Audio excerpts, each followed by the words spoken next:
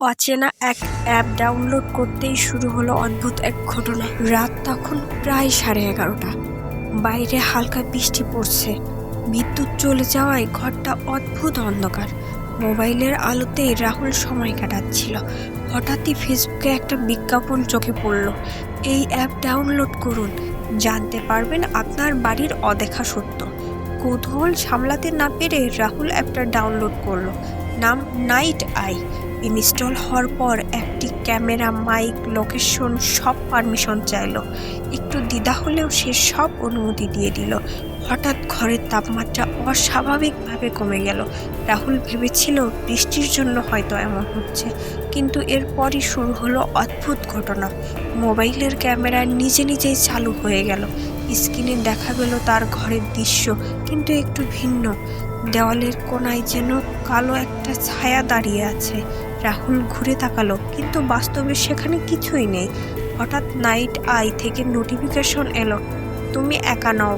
রাহুলের বুক ধড়ফড় করতে লাগলো। সে অ্যাপ বন্ধ করতে গেল, কিন্তু ফোন কাজ করছে না। তখনই সে শুনতে পেল কেউ যেন ফিসফিস করে তার নাম ধরে ডাকছে।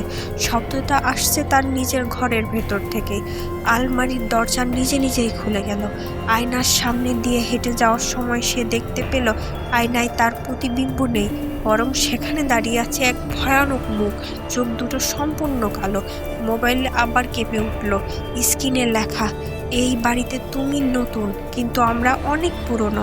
হঠাৎ রাহুলের মাথায় মনে পড়ল এই বাড়িটা তার মাত্র 6 মাস আগে কেনা। আগের মালিক সম্পর্কে কেউই কিছু তাকে জানায়নি।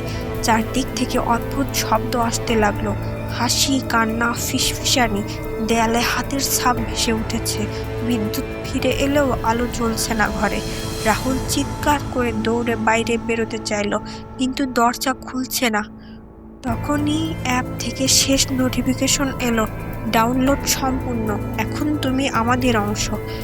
হঠাৎ সবকিছু নিস্তব্ধ। পরদিন সকালে প্রতিবেশীরা দরজা ভেঙে ঘরে ঢুকে শুধু একটা জিনিসই পেল, মেঝেতে পড়ে থাকা